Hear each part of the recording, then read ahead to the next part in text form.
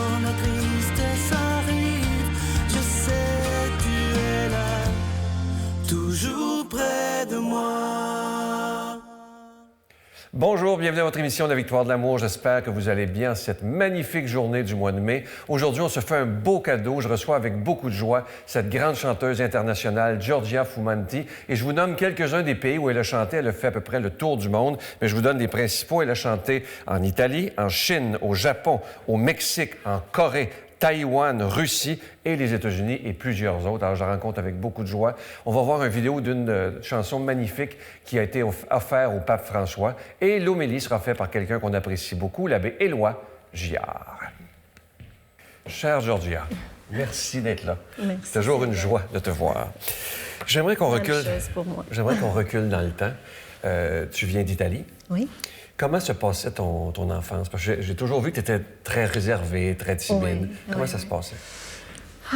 Disons que je suis née prématurée.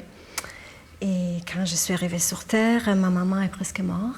Alors, c'était comme un début un peu rock'n'roll. Ah oui. Quand elle m'a pris dans les bras la première fois, elle était en larmes, elle ne voulait pas cet enfant. Oh non. Elle n'a pas eu une vie facile.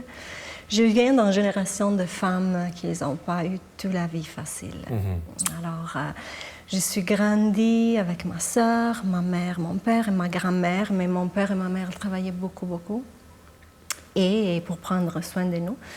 Et après quelques semaines de ma naissance, je suis allée dans l'hôpital. Pourquoi j'avais des problèmes de santé majeurs. Et je suis restée comme 2-3 mois dans l'hôpital. Tout petit. Et là, j'ai rencontré ma grand-mère, cette femme... qui était très importante pour toi. Oui, une femme, comme je dis, qui a vécu de guerre, qui a eu une vie difficile, mais qui avait le rêve de chanter. Elle avait une belle voix, mais elle n'était pas une chanteuse. Et sa façon de me bercer, de me faire dormir, de me calmer, c'était de chanter pour moi. Ah oui. Alors, on a créé cet lien très profond pour moi. Quand je suis revenue à la maison après l'hôpital, quand j'avais peur, quand je faisais des cauchemars, où il y avait des tonnerres, ma façon de me calmer, c'était d'aller dans les bras de ma grand-mère et d'entendre sa voix. C'est très beau. Et ce que je disais, vous avez toujours eu la foi, je pense. Hein? Oui, j'étais une petite fille très timide, très, très gênée. Pas trop forte pour vivre dans la société italienne, je pense. J'étais bien trop sensible et vulnérable. Et souvent, on me rapprochait d'être bien trop émotif, bien trop sensible. Mais ma plus grande force, c'était depuis toute jeune cette connexion avec le monde invisible, comme je l'appelle. Dieu, les anges, mon âme. Marie. Oui, bien sûr. Après, la figure de Marie et de Jésus sont devenues comme les personnes avec qui je pouvais parler. Quand j'avais quelque chose à l'intérieur qui me faisait mal, mes parents étaient bien trop occupés pour penser à cette petite fille qui, peut-être, elle n'avait même pas des raisons pratiques, apparemment, pour se sentir comme ça, mais c'était pas évident de vivre sur Terre. Alors, je pense que j'étais bien trop connectée avec le monde d'où on vient. Oui. Et pas trop fort ou pas trop fort pour vivre sur Terre, spécialement en Italie, quand je suis grandie. Et alors, ma façon de parler, d'ouvrir mon cœur, c'était plus vers ce monde spirituel qui était toujours très présent pour moi. Ouais. À quel âge tu as réalisé que tu étais un enfant qui n'était pas désiré, que ta mère ne te voulait pas? Je pense tôt, mais j'ai tout fait pour l'avoir. Pourquoi l'amour de ma mère, c'était toujours ce que j'ai toujours désiré. C'est sûr, elle a fait de son mieux. Et toujours aujourd'hui, elle fait de son mieux. Elle est toujours vivante? Oui, mais elle n'a pas eu une vie facile. Alors je comprends qu'en Italie, plusieurs femmes étaient victimes de plusieurs violences. Et avoir un enfant, spécialement une fille, c'était pas qu'est-ce qu'elle rêvait. Elle voulait avoir un garçon fort, un avocat qui pouvait la sauver dans tous les problèmes. Et moi, j'étais une petite fille qui n'avait pas vraiment le talent d'être un avocat, même si j'ai essayé pour plusieurs années. J'ai étudié le droit comme elle voulait, mais c'était pas mon talent. Et la relation aujourd'hui avec ta mère? J'ai quitté l'Italie pour suivre ma voie. Alors, tu sais qu'en Italie, on ne quitte pas la famille. Ah non? Dans le sens qu'on doit rester, prendre soin. C'est sûr que j'aurais bien voulu, mais Dieu m'a donné une voie. Et mon choix, c'était de suivre cette voie ou de rester à faire le jeu que la société le voulait. Ouais. Alors aujourd'hui, je l'aime toujours, on s'aime, mais peut-être on a réalisé que moi, je n'étais pas la fille qu'elle aurait voulu avoir et peut-être elle n'était pas la mère que j'aurais voulu avoir, mais on est là les deux et on doit s'accepter et s'aimer comme on est. Alors, c'est des leçons de vie, des grandes leçons de vie. Ouais. À quel âge tu as découvert cette voix extraordinaire et divine que tu as? Parce que tu ne le savais pas, hein? Non, j'étais une petite fille très gênée. J'avais besoin d'entendre la voix de ma grand-maman, mais non, j'étais très gênée. J'ai rêvé à 4 ans d'être une sœur. J'étais dans la garderie avec des sœurs et j'étais en amour avec une sœur. Pour moi, c'était une autre figure maternelle. Je voulais être une sœur à 4 ans, à 16 ans, 6. Je voulais être missionnaire, une travailleuse sociale. Je voulais aider. Aider les autres, oui. La spiritualité, pour moi, c'était la source de la joie et je voulais utiliser, je voulais aider, je voulais parler pour bouger les choses, pour aider le monde en difficulté. Alors, à 16 ans et demi, j'étais proche de l'église. Pourquoi? C'était le seul endroit où je pouvais aller et laisser aller mes larmes si j'avais besoin, en regardant le visage de Marie ou de Jésus, de me sentir acceptée et aimée. Et j'avais entendu que l'Église elle avait besoin de jeunes, de nouvelles personnes. Alors j'étais très proche de le catéchisme, mais j'ai entendu aussi que la chorale de l'Église elle avait besoin de jeunes. Alors je me suis dit, OK, je vais aller, je vais pas en voir, je vais me cacher en arrière avec tous les autres et je vais faire semblable, je vais donner ma présence.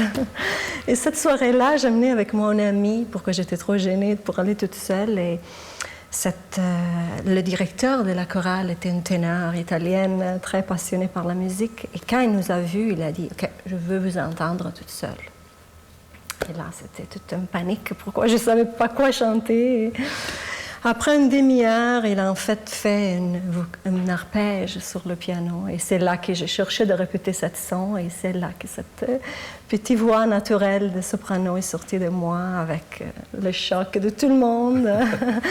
Et mon directeur qui l'a compris tout de suite que j'avais un talent naturel. Alors, c'était une grande surprise. 2 mois après, j'étais la soliste de la chorale pour le concert de Noël.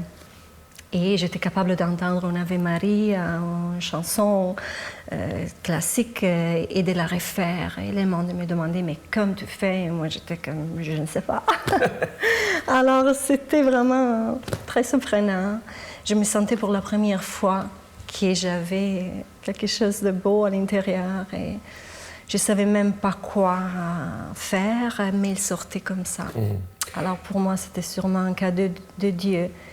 Mais en même temps, je n'avais pas encore la foi dans tout ça. Et un jour, tu as rencontré, tu viens d'une famille où ça n'a pas été facile et un de tes premiers amoureux était violent. Ouais. Comment ça s'est passé? Comment tu as fait pour le quitter? Ah, c'était une longue histoire. Le même moment que j'ai découvert ma voix, 2 mois après, je suis tombée en amour de cet prince qui apparemment, il me semblait un prince, il était beau, il était gentil, mais il avait eu une enfance difficile et après quelques mois, il a sorti un côté de lui que c'était vraiment pas le prince et c'était très jaloux, très violente. Et pour moi, au nom de l'amour, je suis restée pour 7 ans, mais c'était pas de l'amour. Mais je pouvais pas le comprendre, pourquoi j'avais pas trop une grande estime de moi-même. J'avais 17 ans et j'avais tous ces rêves dans ma tête et je voulais le sauver aussi. Pourquoi on pense toujours qu'on peut aider l'autre tellement, mais il faut quand même que nos propres verres soient pleins pour aider les autres. On ne peut pas laisser notre verre se vider complètement. Et dans des histoires aussi violentes, souvent, on se vide tellement.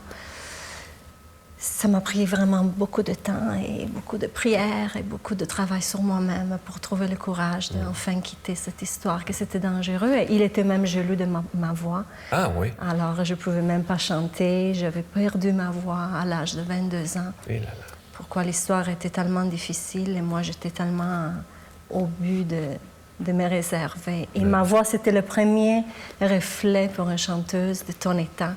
Et j'étais tellement dans un état dangereux. Ah oui. Pourquoi? Je voulais pas trop... Je croyais plus dans la vie, je croyais plus dans la vie sur Terre. Ah oui. J'avais tellement une confiance de la vie où on vient que je me demandais, mais pourquoi? Je parlais toujours avec Dieu, avec Jésus, Marie, mais je me disais, mais ça c'est pas normal. On doit vivre l'amour. Pourquoi je vis autant d'obstacles? Mais c'était quand même une grande leçon pour trouver la force à l'intérieur de moi.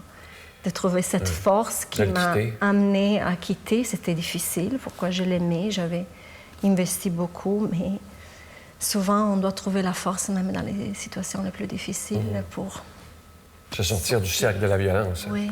Et un jour, je lisais qu'il y a des producteurs qui vous ont approché en Italie, mais ils voulaient avoir un autre style que la vraie Georgia. Ils voulaient que vous soyez sexy, chansons populaires. Bien sûr, en Italie, quand je me suis repris un petit peu en main vers l'âge de 24 ans, j'avais déjà perdu ma voix, mais j'ai travaillé fort pour reprendre ce cadeau de Dieu qui était naturel, mais que je l'avais laissé tomber à cause de toute cette distraction que j'avais rencontrée. Et quand je me suis dit, OK, Dieu m'a donné une voix, maintenant, qu'est-ce que je dois faire avec? J'étais très attentif de ne pas le perdre encore. Mais je voulais tellement chanter pour les autres et j'ai essayé le classique, bien sûr. J'ai étudié dans des écoles classiques, mais je voulais faire un style universel. Je voulais chanter pour tout le monde. Je voulais partager la magie de la musique pour tout le monde. Et j'ai rencontré plein de monde qui, bien sûr, me demandaient de chanter et de changer. De changer, de devenir... Plus commercial, hein? Plus commercial, de devenir plus jeune. Ce style de musique, ça ne pourrait jamais marcher. Mais moi, j'avais déjà dans mon cœur cette peur de perdre encore ce cadeau, que c'est un cadeau de Dieu. Et je savais que je devais bien faire attention, de le bien gérer. Pourquoi, comme il était arrivé, il pouvait repartir. Et un jour, le temps passe vite, Dieu t'a réservé un beau cadeau en la personne de Maurice, qui est l'homme de ta vie maintenant. Après 10 ans que j'ai découvert ma voix, à l'âge de 27 ans, j'ai rencontré Maurice. J'avais enregistré une chanson 2 ans avant. Et j'avais bien sûr prié Dieu de m'aider à trouver la personne qui aurait pu respecter ma voix, ma nature, mon cœur et mon désir. Et Maurice, il était au Canada, et moi j'étais en Italie. Et il a entendu cette voix en le 99 et on s'est rencontrés en le 2002. Oh là là. Et là, enfin, on a parlé, on a compris que tous les deux, on avait une vision qui était au-delà de le commercial, était au-delà de l'argent seulement. On voulait vraiment utiliser ce cadeau de Dieu pour inspirer notre propre cœur et les cœurs de millions de personnes. Et c'est comme ça que j'ai quitté l'Italie et j'ai commencé cette aventure avec... Et tu as fait le tour du monde. Oui. Quel beau cadeau, hein? Là, la voix, elle sert vraiment ça. Oui. C'est magnifique. Oui, la voix, cet rêve que j'avais quand je l'ai découvert dans un petit village en Italie, de chanter pour des millions de personnes, est devenue ma réalité. Ouais. Comment tu as fait, parce que tu disais que tu étais très timide, tu sais, quand tu arrives au Kremlin, quand tu arrives en Chine, comment tu as fait pour surmonter cette timidité-là? Mais c'est toujours la foi, c'est toujours la dernière prière, c'est toujours « aide-moi ». C'est toujours cette conscience que ce n'est pas seulement moi. C'est avec toute humilité que je dis ça. Je ne me prends pas pour quelqu'un de plus grand, mais je sais que ce n'est pas seulement l'être humain qui chante, c'est mon âme qui chante avec moi et mon âme, notre âme, ça vient de Dieu. Alors c'est ma façon, moi, d'amener de l'amour sur Terre dans les moments magnifiques et dans les moments plus difficiles de ma vie. C'est la musique qui m'aide et c'est ça que je prie chaque fois, qu'il soit fait la même chose pour mon public. Très beau. Tu as 2 enfants, 2 magnifiques enfants. Quel genre de maman es-tu? Ah, je suis une maman en amour total. Même trop, peut-être. J'ai tellement manqué la mienne voilà, c'est ça, que maintenant, je suis un peu trop avec eux. J'ai aussi travaillé très fort pour les avoir. Pourquoi la vie m'a donné c'est 2 cadeaux magnifiques, mais j'ai perdu 3 grossesses aussi. Alors, devenir maman, pour moi, c'est une grande conquête et je suis très reconnaissante à Dieu. Et je prie chaque jour de garder moi et mes filles et mon mari en santé. Pourquoi j'adore. Pour moi, rencontrer mes filles, c'était avoir Dieu dans mes mains. Oh, c'est beau, ça. C'est une autre façon de vivre la spiritualité. Le miracle de l'amour, hein? Oui. Tout à fait. Écoute, Georgia, je pourrais t'écouter pendant des heures. Je vais inviter les gens à lire ce livre qui est un témoignage. La préface est faite par Sœur Angèle. Le titre, Giorgia Fumanti, La voix de l'âme, la voix du cœur. Et c'est aux éditions Marcel Broquet. Je vous le dis, ça se lit comme un roman. Et avant, là, tu vas nous dire, on va voir un très, très beau vidéo. C'est une chanson que tu as offerte au pape François lorsque tu l'as rencontré. Oui. Qui s'appelle Grand Amour. Oui, c'est une chanson d'amour, mais c'est un amour universel. Ça peut être un amour entre 2 personnes. Moi, quand je l'ai écouté, fille, plusieurs fois, j'ai l'impression que c'est comme si tu parlais à Dieu. Oui. Grand amour, c'est d'une beauté incroyable. Oui, c'est aussi, je pense, un peu la souffrance des êtres humains qu'on doit vivre souvent sur Terre, mais aussi avec ce grand amour qui est à l'intérieur de nous et tout autour de nous, si on est ouvert à le sentir. Ouais. On va écouter ça, mais juste avant, je veux prendre le temps de te remercier de tout mon cœur, parce que ça fait quelques années qu'on se connaît. Merci de ta présence à la Victoire de l'amour. Tu es venu dans des rassemblements. Tu as toujours été bénévole. Et je veux te remercier de tout cœur, parce que pour elle, c'est vraiment pas une question d'argent. Merci Alors, à toi pour me donner la chance. On voit que tu as une âme absolument magnifique. Pour ton public. Merci d'exister, ma chère. On écoute ce beau vidéo, Grand Amour.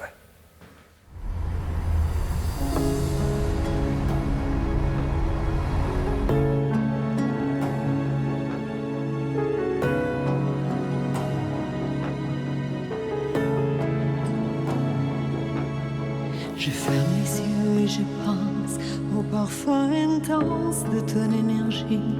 Une voix en moi qui me ramène à pas. Le soleil se lève. Les mots seuls ne pourront pas changer le monde qui ne sait plus aimer. Sans plus attendre, je veux te le crier. Un grand amour.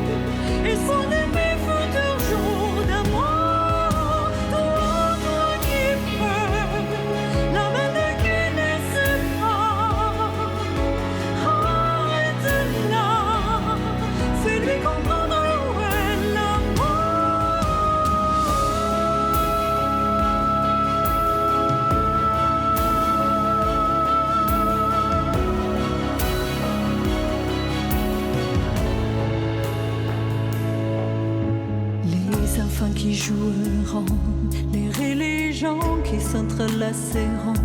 Au clair paisible, je voudrais savoir beaucoup d'amour. L'amour, l'amour nous sauvera. Dis-moi parce que quand je crois, je ne crois qu'en toi. Dis-moi parce que quand j'entends, je n'entends que toi.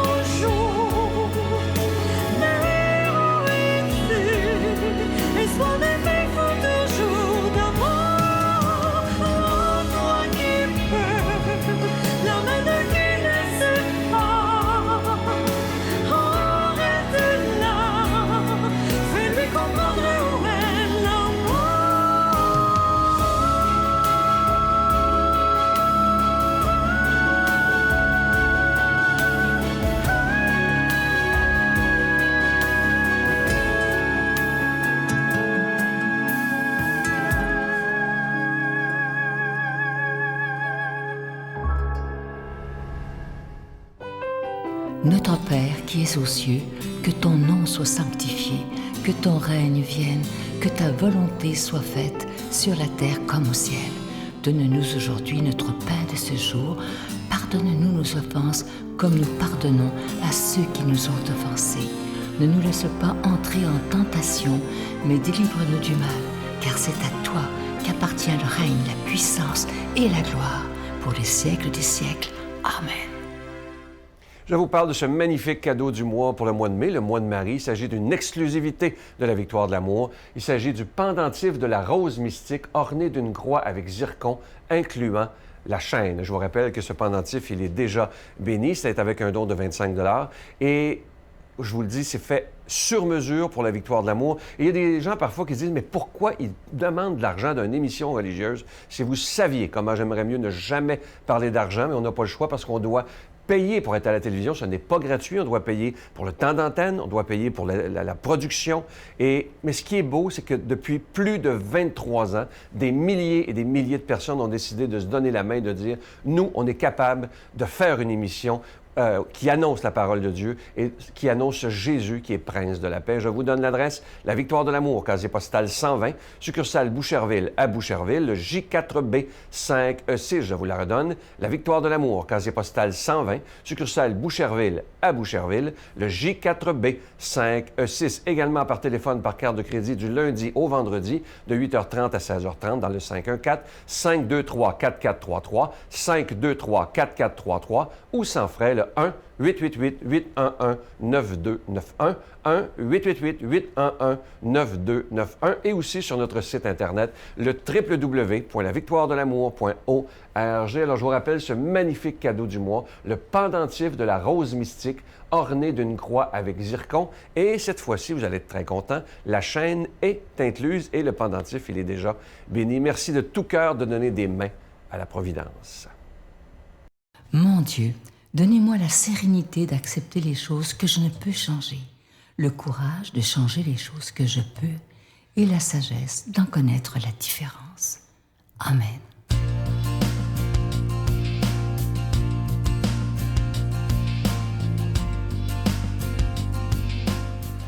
Eh bien, bon dimanche, chers amis, bon dimanche de la Pentecôte. C'est la fête qui finalement fait culminer l'amour avec le don de l'Esprit Saint. Et Georgia nous en a parlé de manière très émouvante, presque bouleversante par moments même. Alors la parole de Dieu va se faire l'écho un peu du témoignage que nous a fait Georgia. On va essayer de se laisser creuser par l'Esprit qui veut toujours faire jaillir de l'inattendu, selon le désir, selon le cœur de Dieu. Alors on est dans l'Évangile de Jean. À l'heure où Jésus passait de ce monde à son Père, il disait à ses disciples, « Quand viendra le défenseur que je vous enverrai d'auprès du Père, lui, l'Esprit de vérité qui procède du Père, il rendra témoignage en ma faveur. Et vous aussi, vous rendrez témoignage, vous qui êtes avec moi depuis le commencement. J'aurai encore beaucoup de choses à vous dire, mais pour l'instant, vous n'avez pas la force de les porter. Quand il viendra, lui, l'Esprit de vérité, il vous guidera vers la vérité tout entière. En effet, ce qu'il dira ne viendra pas de lui-même. Il redira tout ce qu'il aura entendu, et ce qui va venir, il vous le fera connaître. Il me glorifiera, car il reprendra ce qui vient de moi pour vous le faire connaître. Tout ce qui appartient au Père est à moi. Voilà pourquoi je vous ai dit, il reprend ce qui vient de moi pour vous le faire connaître.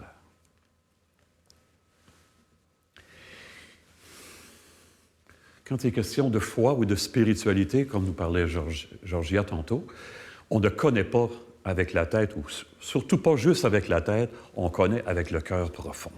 Ça nous est révélé. L'autre jour, je suis allé souper chez des amis qui ont 2 jeunes enfants.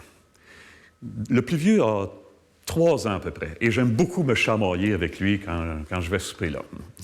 Et on a eu beaucoup de plaisir, puis on s'est taquiné, puis je le prends dans mes mains. Bon, il est très heureux de ça. Et alors, quand je suis parti, bonjour, puis je l'ai embrassé, puis là, je suis allé sur la galerie, puis il faut que je repasse La galerie fait un peu la moitié du tour de la maison, on va descendre l'escalier. Puis là, j'ai cogné dans la fenêtre, je lui ai fait bonjour. Puis là, il m'a fait un sourire. Il m'a fait bonjour aussi. J'ai l'impression d'avoir été atteint jusqu'au fond de l'âme par le sourire pur d'un enfant qui d'avance est très beau. J'ai l'impression que j'avais aucune défense et que j'étais prête à laisser aller tout ce qu'il y avait de meilleur et de plus beau au fond de moi. La beauté à l'état pur, j'aurais le goût de dire. Et Georgia, tantôt, nous laissait entendre aussi, justement, comment la beauté dans sa vie est première, et pas juste la beauté au sens esthétique, mais la beauté au sens de ce qui est vrai, de ce qui est profond. Jésus parle dans l'Évangile qu'on vient d'entendre justement de l'esprit de vérité. Et il y a un père de l'Église, je ne me souviens plus lequel, vous savez, c'est des grands saints, des grands théologiens des premiers siècles. Il a cette parole superbe. Il dit, la vérité toute seule dans nos vies, ça durcit. L'amour tout seul, ça dévie. Mais l'amour et la vérité ensemble, ça construit. C'est-tu assez beau? L'amour et la vérité ensemble, ça construit. Dans l'Évangile de Jean, un petit peu avant le début, un petit peu avant ce passage-là, il y a Jésus qui guérit un malade. Vous savez, à la piscine de Bézata, il y a plein de malades tout autour de la piscine. De temps en temps, il y a un ange qui vient faire frémir l'eau, et puis le premier qui se plonge après que l'ange soit parti est guéri. Et là, Jésus arrive à côté d'un malade qui est là depuis 38 ans. Puis Jésus lui dit, « Veux-tu guérir? » Parle-moi d'une question, c'est évident? Pas tant que ça. Parce que Jésus sait ce qu'il y a dans le cœur de l'homme. Et le malade, il ne répond pas à Jésus. Il dit, à chaque fois que l'ange vient faire frémir l'eau, il y a quelqu'un qui arrive avant moi dans l'eau. Il ne répond pas. Dans le fond, il a peur de guérir. C'est trop difficile, c'est trop exigeant. Ça lui en demanderait trop. Il y a tellement de gens qui viennent me voir, me conter le problème et qui ne sont pas capables de surmonter, qui ne sont pas capables de guérir. Eh bien, si l'Esprit nous était donné, l'Esprit, qui est un vent, qui est une invasion, qui est une respiration, si l'Esprit nous était donné pour faire surgir le meilleur de nous, à la suite de Jésus, un peu comme Georgia nous en a donné le témoignage tantôt, elle a trouvé la force de surmonter les moments les plus difficiles de sa vie à travers sa foi.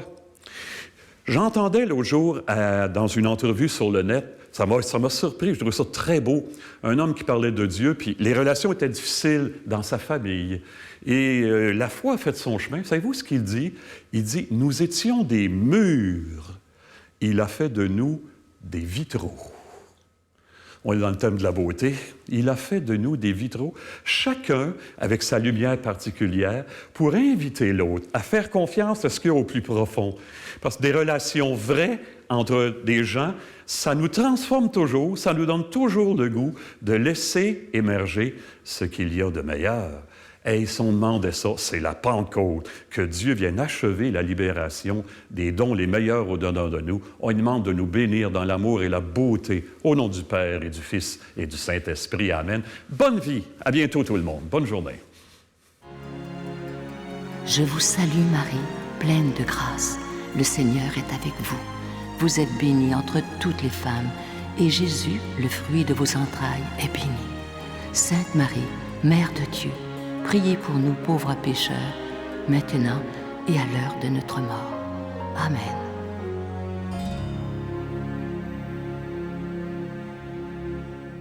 J'espère que cette émission vous a plu. C'est tellement rafraîchissant, ce genre de témoignage. Et je veux répondre à une question aujourd'hui. Il y a beaucoup de gens qui m'écrivent, qui écrivent au bureau, qui disent « On voudrait revoir les émissions, mais on ne sait pas comment faire. » C'est très simple. Vous allez sur notre site Internet, qui est le www.lavictoiredelamour.org. Et là, vous avez des émissions d'archives de plusieurs années. Donc, c'est tout à fait gratuit. Vous pouvez tous les revoir. À demain. Bye.